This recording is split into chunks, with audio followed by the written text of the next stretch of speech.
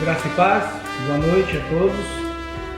Vamos, neste domingo, estudarmos um texto no Salmo 85, versos 4 a 7.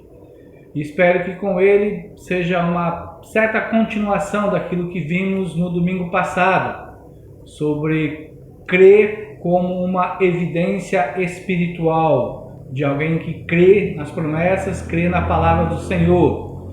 Aqui também temos esse olhar para os dias de hoje e um pouco do olhar para o futuro, dentro daquilo que nós hoje vivenciamos. Mas antes de irmos ao texto bíblico, oremos ao Senhor da palavra. Graças te damos, Senhor Deus, por essa palavra, graças te damos porque o Senhor nos assiste, porque o Senhor nos aconselha, porque o Senhor nos orienta. Somos gratos porque o Senhor tem sido bom para conosco, gratos porque o Senhor tem nos dado dessa palavra que nos dá a direção que precisamos, e oramos especialmente por nós nesses dias que enfrentamos ainda a pandemia e as semanas que ainda seguirão, com certas incertezas, com certas questões ainda por resolver, sejam no nível do comércio, do Estado, das igrejas, da vida familiar. Pedimos que o Senhor traga o consolo àqueles que perderam seus entes queridos, aqueles que estão aí com alguns ainda internados na angústia da dor, que o Senhor traga o consolo nesses momentos. Mas a todos nós, dá-nos sempre a certeza e a esperança de que somos com o Senhor mais do que vencedores, por causa de Cristo Jesus e a sua vitória na cruz. Oramos no nome de Cristo Jesus, nosso Senhor e Salvador. Amém. Você pode abrir a sua Bíblia no Salmo 85, versos 4 a 7, na verdade, embora uma ênfase maior no verso 6, e diz assim a palavra do Senhor: restabelece-nos, ó Deus, da nossa salvação, e retira de sobre nós a tua ira. Estarás para sempre irado contra nós? Prolongarás a tua ira por todas as gerações? Será que não tornarás a vivificar-nos, para que em ti se alegre o teu povo? Mostra-nos, Senhor, a tua misericórdia e concede-nos a tua salvação. Essa é uma oração, dentro do contexto do Salmo, uma oração por avivamento. E quero começar com algumas declarações de homens de Deus ao longo da história.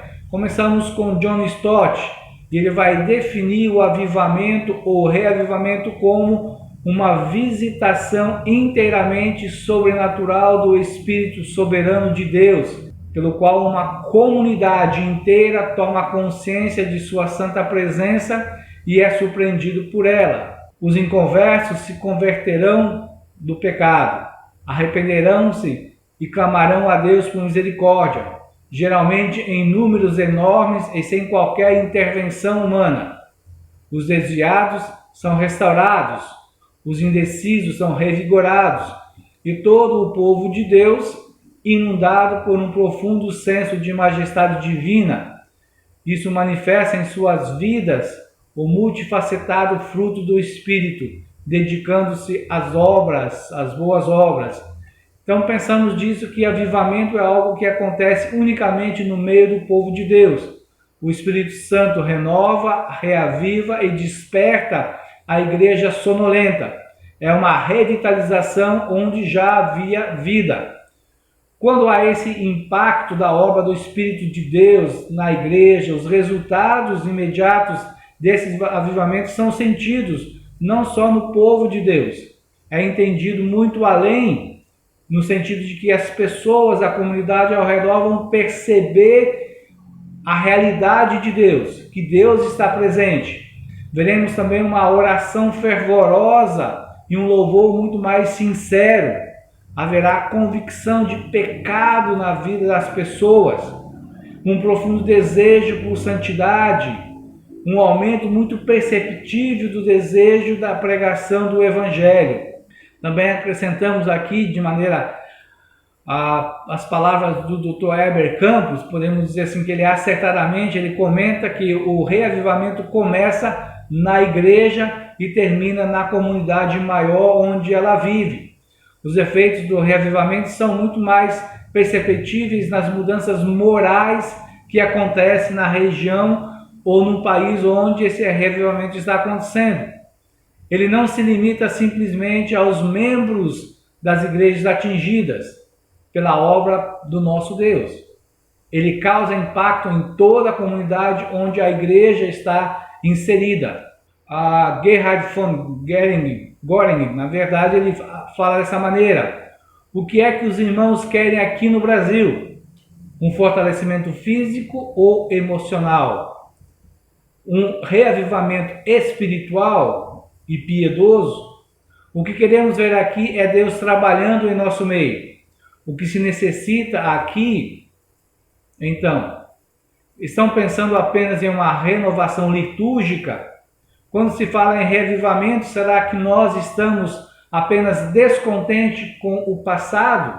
Essas são perguntas que von Gericke, na verdade, diz. Elas vieram a mim e continuam a vir. E também são perguntas igualmente oportunas, levantadas não só lá nos Estados Unidos, mas também onde ele diz estar na Austrália. Ele diz: trabalhei por lá por 14 anos. E novamente veio a mesma pergunta e a mesma solicitação por reavivamento. E aí ele diz assim: mas diante dessas perguntas, que tipo de reavivamento? Onde esse reavivamento? Quando? Sobre isso, ele diz: não há muitas respostas. A mensagem de hoje à noite, na verdade, é uma certa coletânea de vários pensamentos dos autores acima citados e alguns outros que serão citados ao longo da mensagem, todos eles aplicados a essa porção do texto do Salmo 85. Mas começo, na verdade, com o esclarecimento. O que não é avivamento? E podemos assim dizer, entender, avivamento não é um programa agendado pela igreja. Ou seja, não podemos marcar dia, mês e hora para que ele aconteça.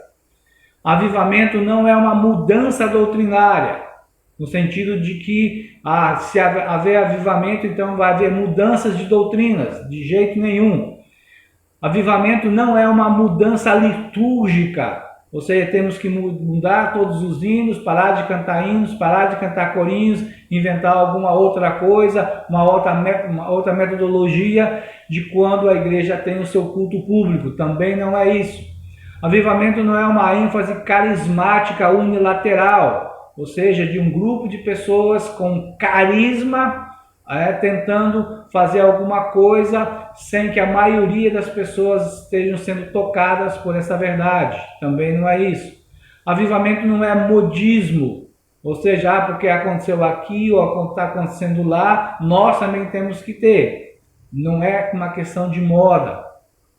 Avivamento também não é uma campanha de evangelização.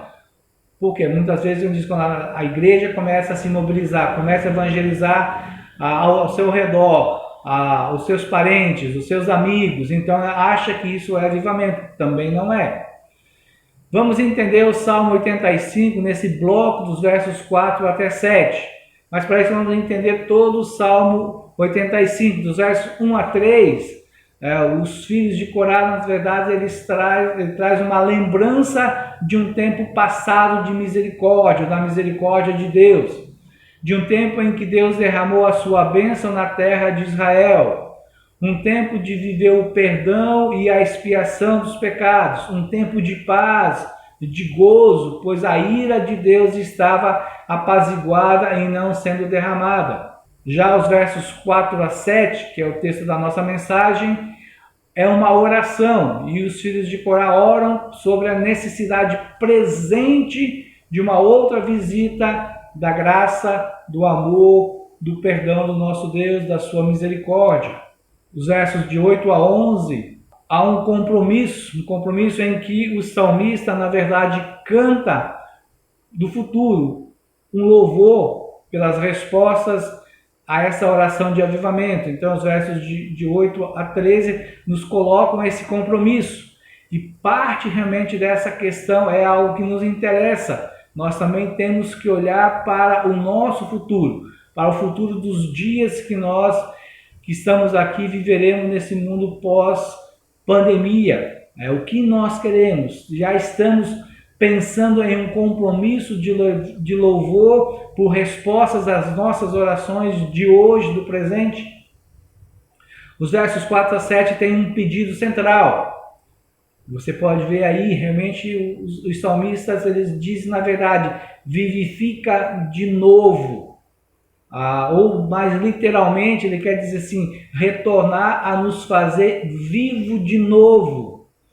Essa é uma oração daqueles que receberam algum tipo de vida ou entendimento sobre uma vida singular, mas sente uma necessidade de algo a mais.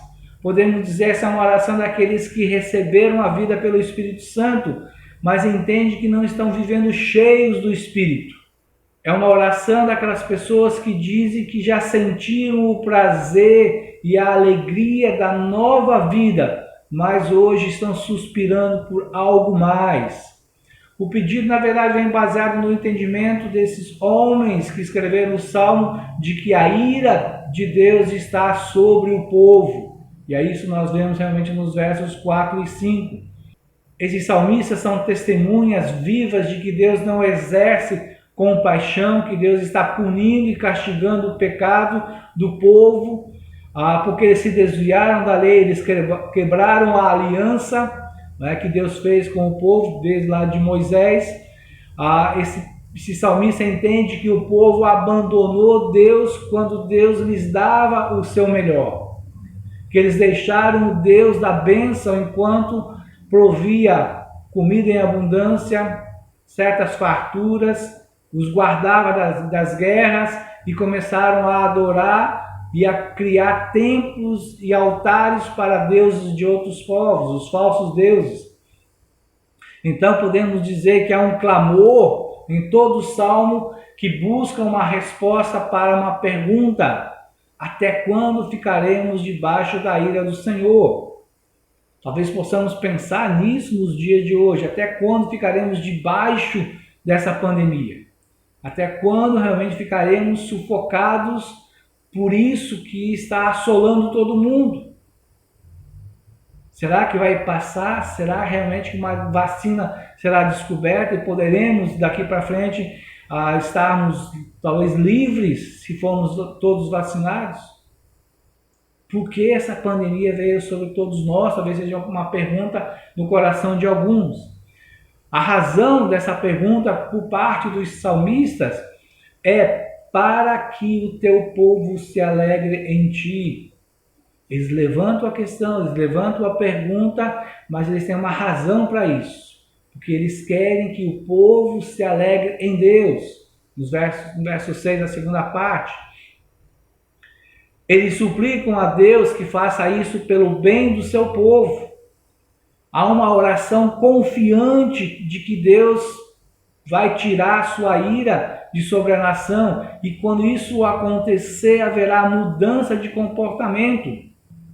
Os autores do Salmo creem que quando esse perdão, quando a graça de Deus forem restaurados na vida da comunidade, então o povo se alegrará e terá uma alegria completa na pessoa do nosso Deus.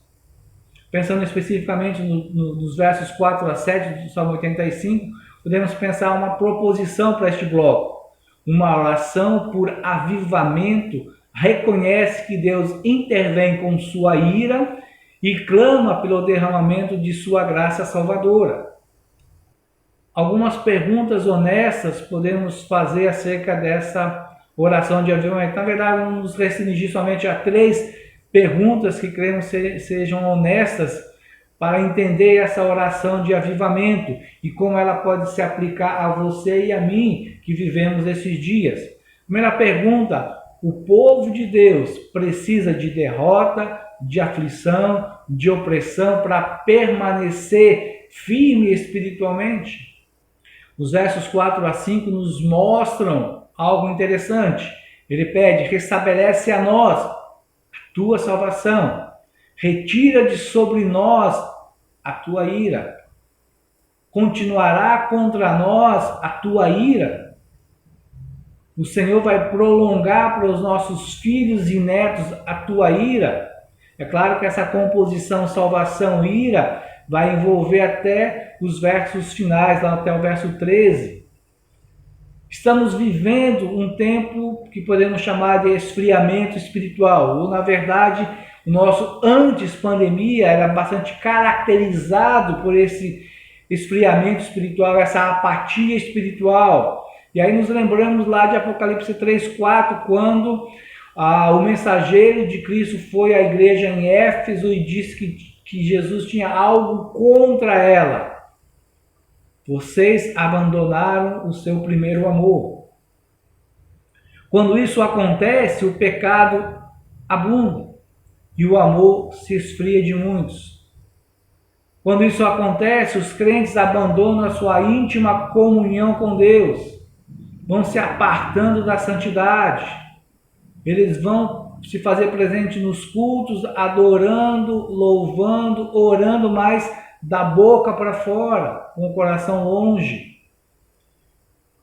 Não há mais um derramamento dos seus corações diante de Deus. Essa apatia espiritual conduz crentes a andarem nos seus caminhos e não mais nos caminhos de Deus, a fazerem projetos e planos na sua própria força e não na dependência de Deus. Se tornam, na verdade, frequentadores das atividades da igreja, e alguns que estão envolvidos em programas agem mais ou menos como nós podemos ver os descrentes aí fora, em clubes sociais, em organizações, em agremiações, fazendo algo talvez muito mais social, algo para destaque pessoal, algo para dar algum tipo de significado para a vida. E não é isso que nós devemos ver na igreja. Vamos atentar uma palavra de A.W. Tozer no livro O Conhecimento de Deus. Ele afirma isso lá no século passado, no início, mais ou menos lá para metade do século passado. Ele diz: a história da humanidade provavelmente demonstrará que nenhuma pessoa se elevou a um nível maior do que o de sua própria religião, e que nenhuma religião jamais tem sido maior do que o seu próprio conceito a respeito de Deus. E isso é algo sério e importante, é algo que nós vivemos. Toze quase que profetizou a realidade que nós vemos aí nesses últimos 30, 40 anos. A nossa igreja, o nosso cristianismo é muito limitado. E a razão é porque nosso conhecimento de Deus é muito superficial. Qual é a religião da nossa cultura atualmente? A resposta é a religião do eu. O próprio homem se fez Deus e adora o próprio homem. É um Deus que é fruto do desejo de um ser finito, pequeno. É uma religião que está sendo criada à imagem e semelhança do homem pecador. Podemos dizer que todo estudo, todo plano, todo projeto, toda reforma, seja social, seja cultural, seja religiosa, dentro da sociedade, dentro da nossa sociedade, que começa com o homem, ela vai terminar com o homem. Temos que pensar em Deus, começar com Deus, para que a glória seja de Deus e Ele seja glorificado. O momento crítico que nós vivemos, posso entender como um divisor de águas antes da pandemia do coronavírus e o pós-pandemia. A igreja tem feito a sua leitura da sua própria história desses últimos anos. Há grandes homens de Deus lendo a história da igreja, a vida da igreja. Cada igreja local tem que fazer a sua própria interpretação, tem que fazer a sua leitura, e cremos, nós faremos nas próximas semanas, meses e anos, e vamos tirando conclusão, seja nós aqui em Macapá, ou seja as igrejas em outros lugares do nosso Brasil, do mundo.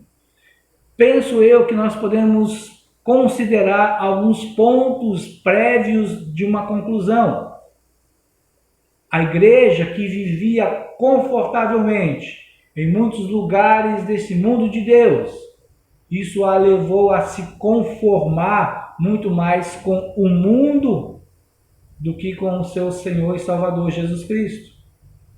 A igreja, em muita parte do mundo, ou em grande parte do mundo, tornou-se adoradora de seus líderes, enganjadora de projetos que promovem a instituição, ou seus líderes, ou movimento, e não Deus. A igreja tornou o culto público centralizador no ser humano. Criou e desenvolveu programas e se estilizou para dar conforto e comunidade às pessoas. Não perder nenhum. Todos são importantes. Por isso, então, baixa o padrão. E assim, o pedido declarado do mensageiro de Cristo à igreja em Laodiceia, Apocalipse 3:20, é verdadeiro para o antes da pandemia, é para o agora, com relação ao nosso futuro. Eis que estou à porta e bato. Se alguém ouvir e abrir, entrarei e comerei com ele e ele comigo. Vamos lembrar, essa é uma palavra de Jesus à igreja. Jesus fala com os crentes, Jesus está do lado de fora, especificamente no seu início lá na igreja de Laodiceia. Aquela igreja estava trabalhando, estava realizando muitas coisas, estava desenvolvendo uma série de atividades, mas ela adorava a si mesma, ela adorava os seus líderes. Era uma religião do eu. Jesus está do lado de fora e está lá batendo. Eu quero entrar, me deixe fazer parte daquilo que é meu. Mas as pessoas deixaram Jesus de lado. E é isso que nós vemos e muito nesse mundo antes da pandemia, da igreja antes da pandemia. E que hoje, nesses dias, precisamos estar realmente reavaliando se nós estamos deixando Jesus entrar, se nós vamos deixar Jesus entrar ou se seguiremos os nossos caminhos pecaminosos.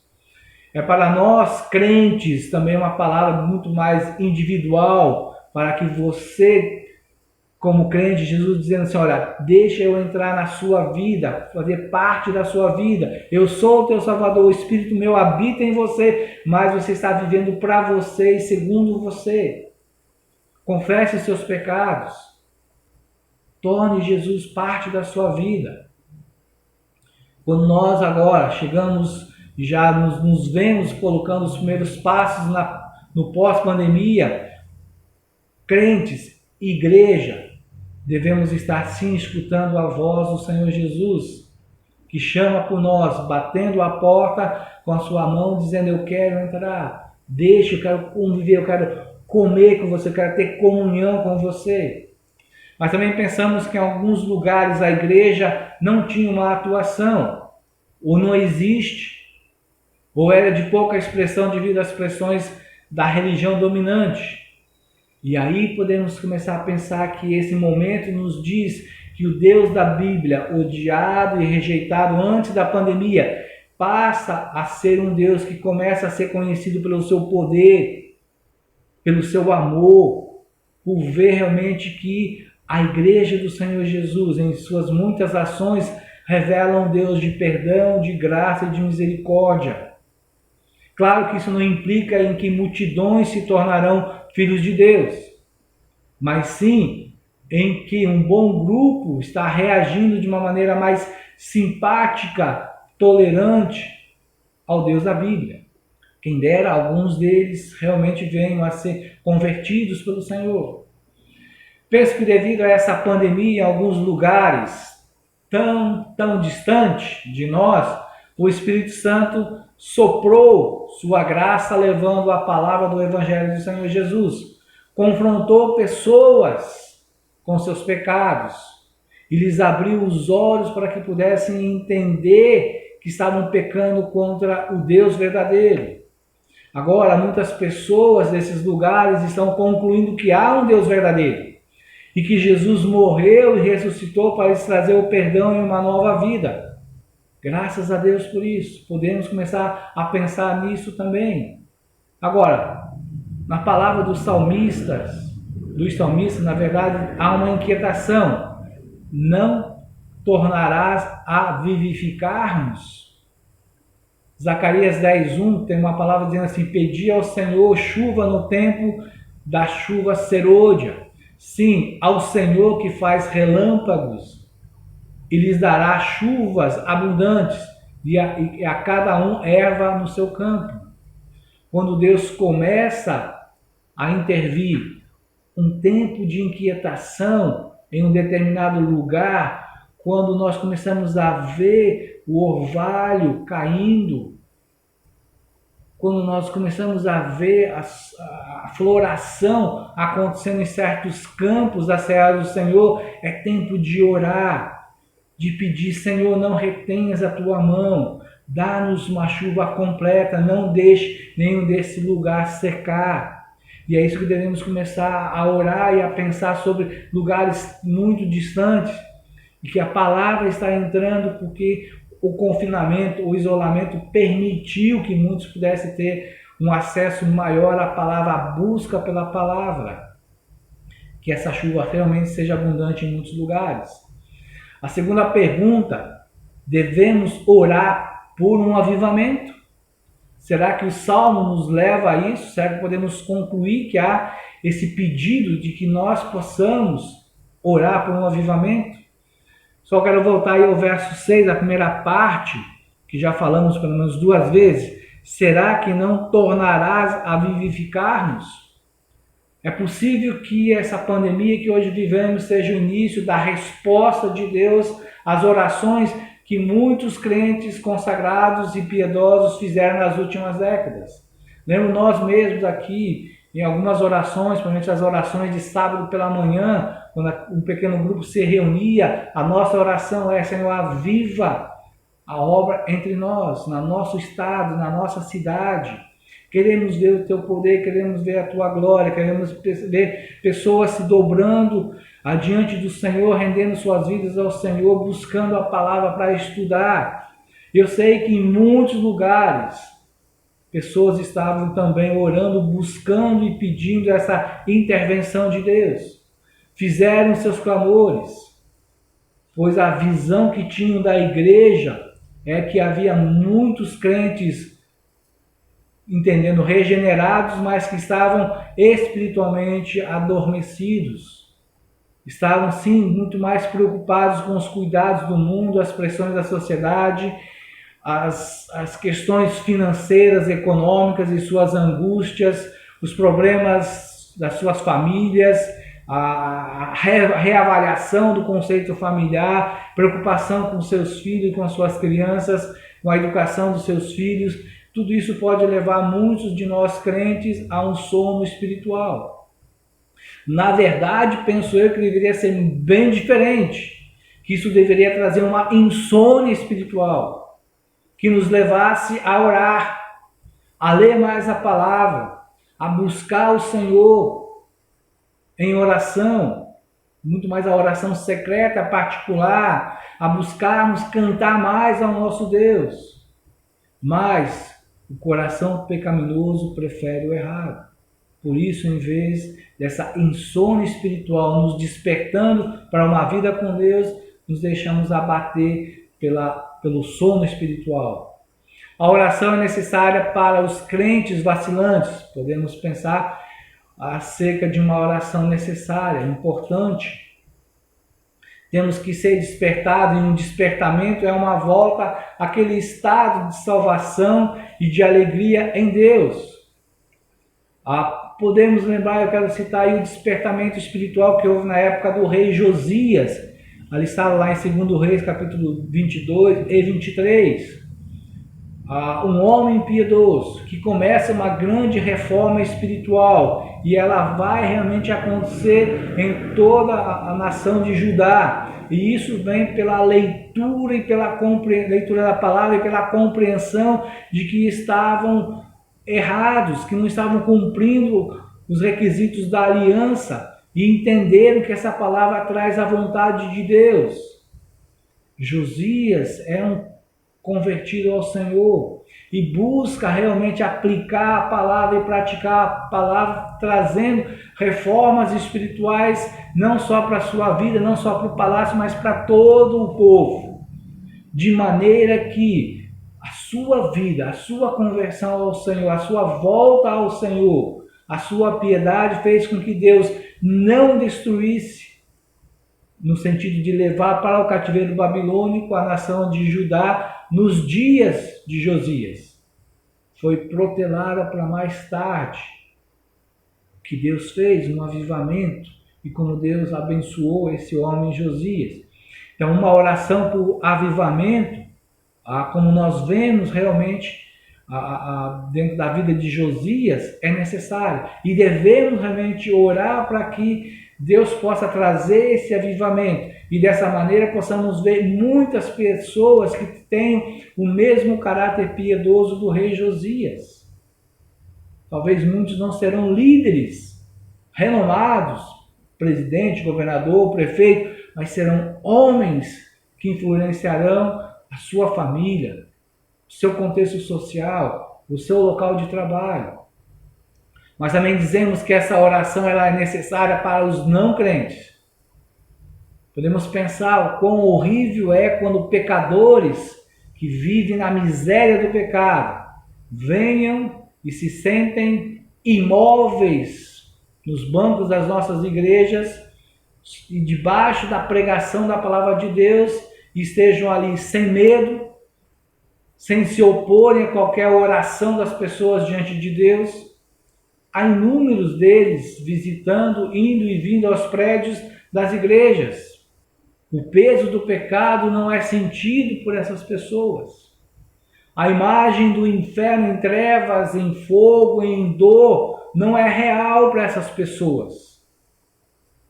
Elas estão muito confortáveis e com os ouvidos totalmente surdos para a verdade de Deus.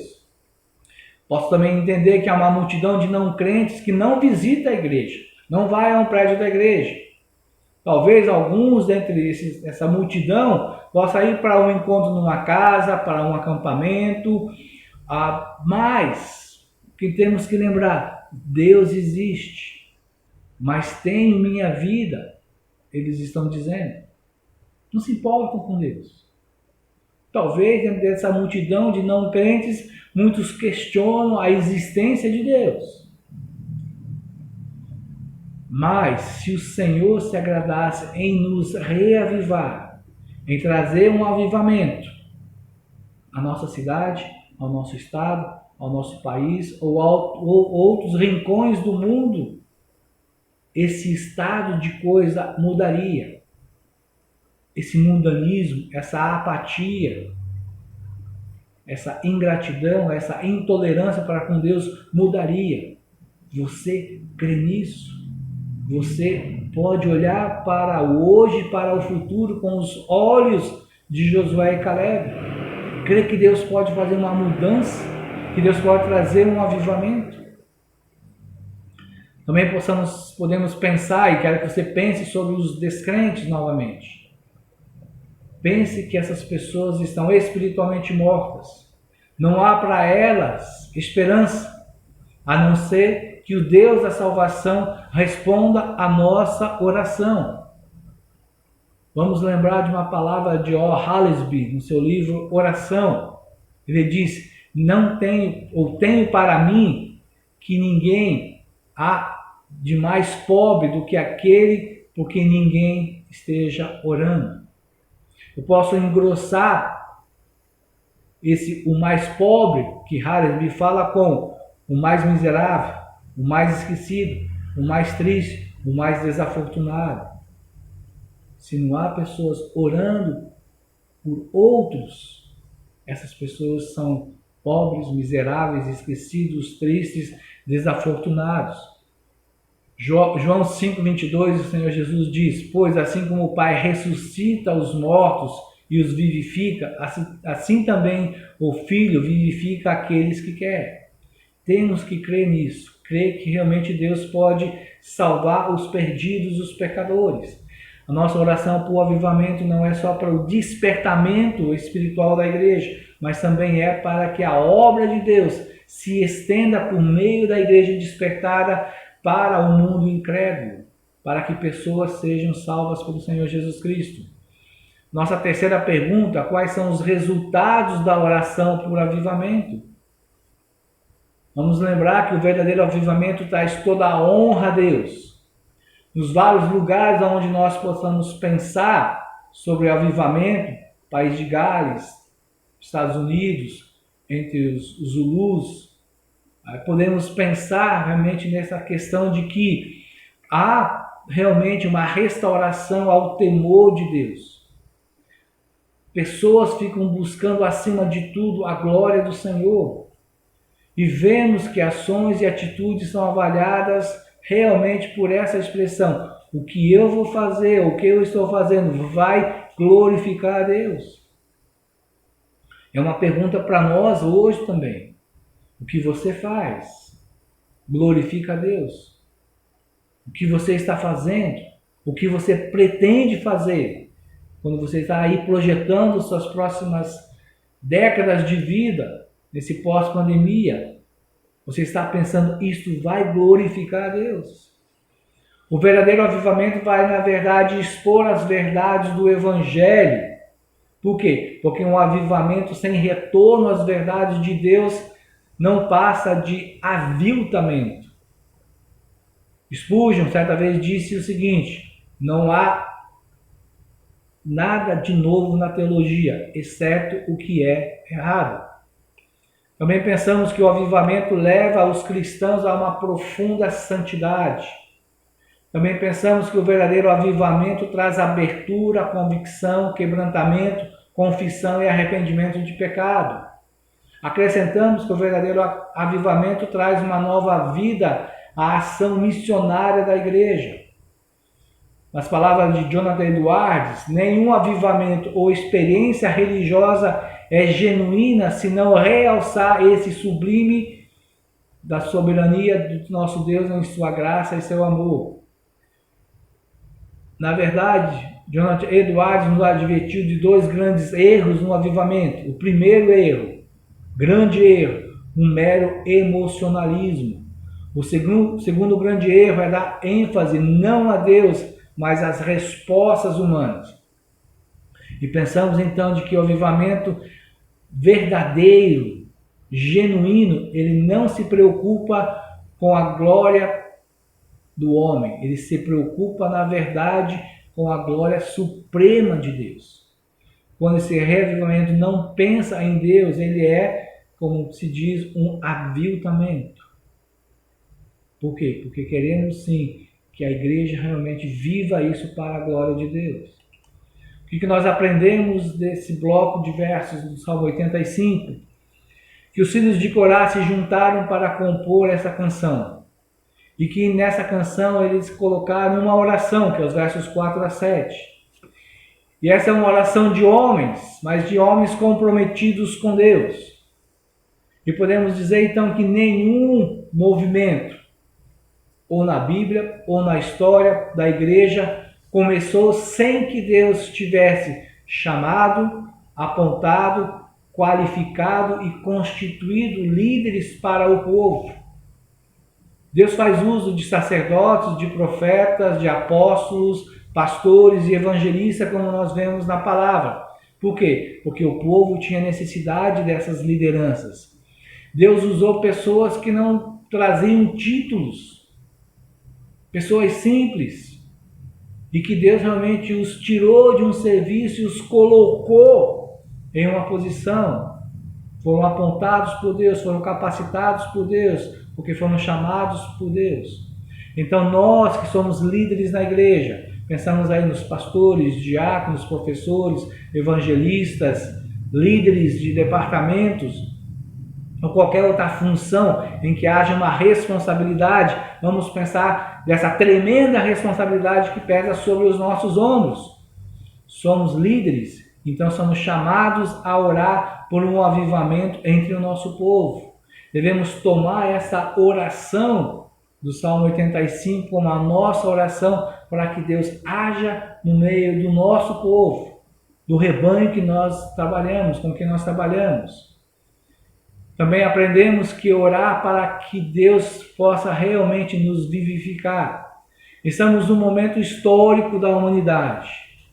Sabemos que muitas coisas irão mudar. Muitos pensamentos, muitos conceitos hoje estão sobre as mesas, ou mais, na verdade, nos computadores, para serem revisados, planejados. e colocados para a execução. Pensamos no momento de hoje como um momento em que há desilusão e há incertezas em pessoas, em famílias, no próprio governo, na sociedade civil. O mover de Deus nem sempre é entendido no seu momento ou no momento em que se vive.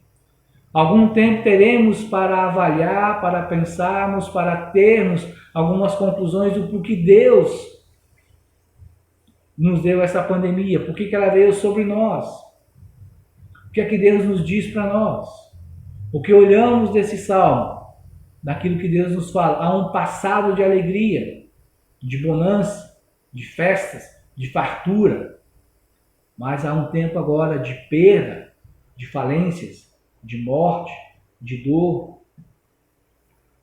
E agora?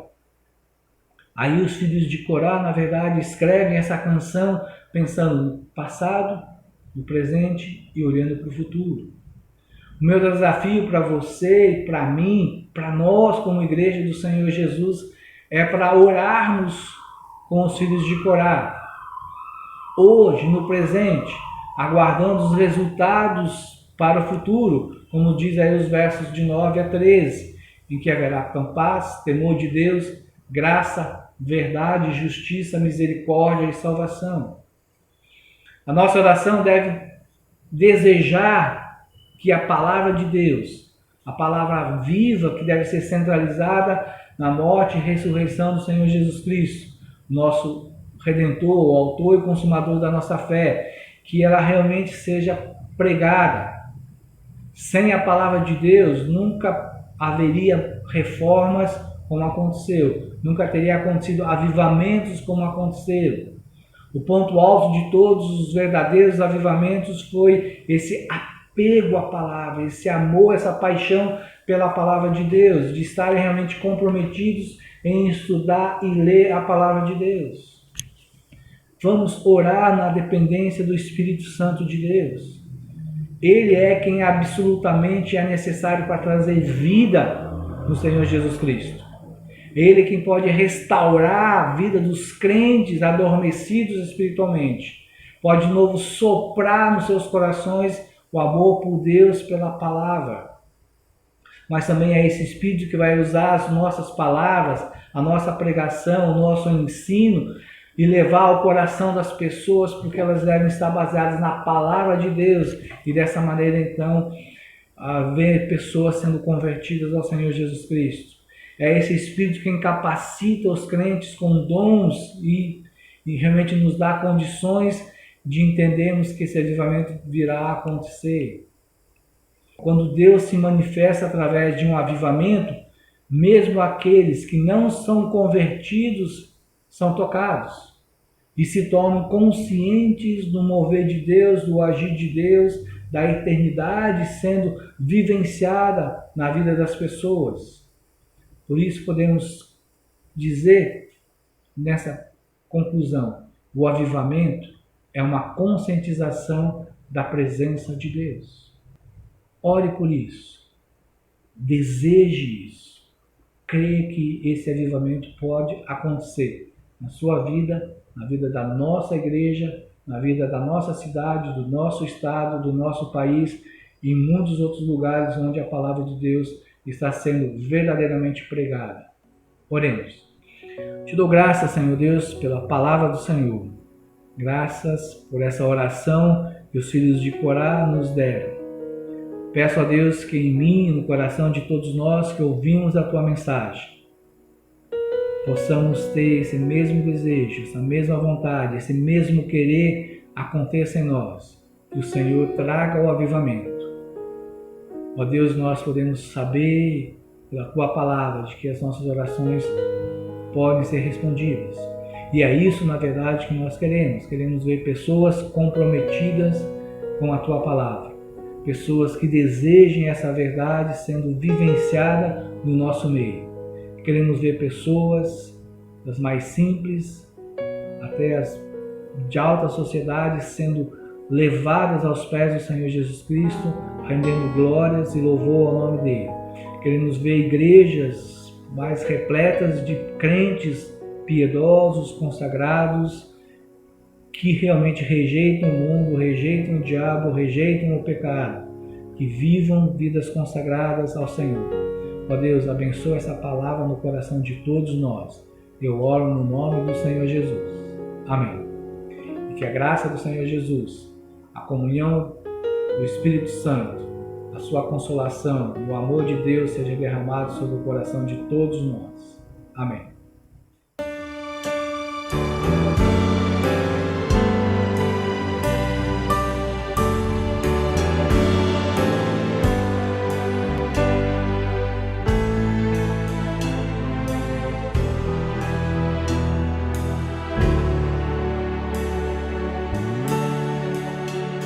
Favoreceste a tua terra, Deus, e restauraste as posses de Jacó.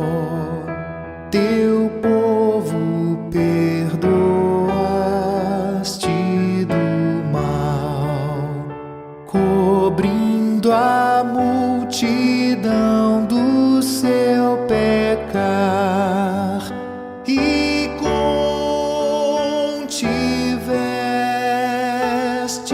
todo o teu furor. Ó Deus, tu és a nossa salvação.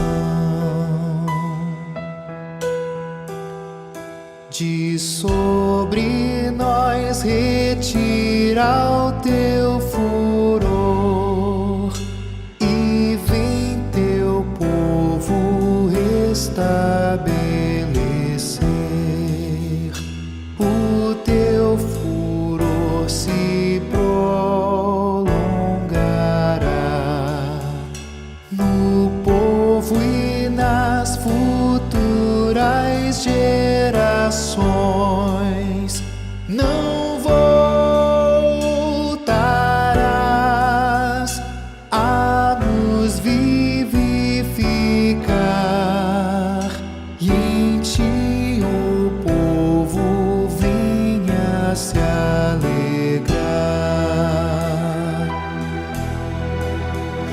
Misericórdia mostra e vem salvar. Escutarei, pois falarás de paz. Jamais cometam insensatez. A salvação dos justos perto está. Sim, tua salvação bem perto está, pra que tua glória assista a terra, ó Deus.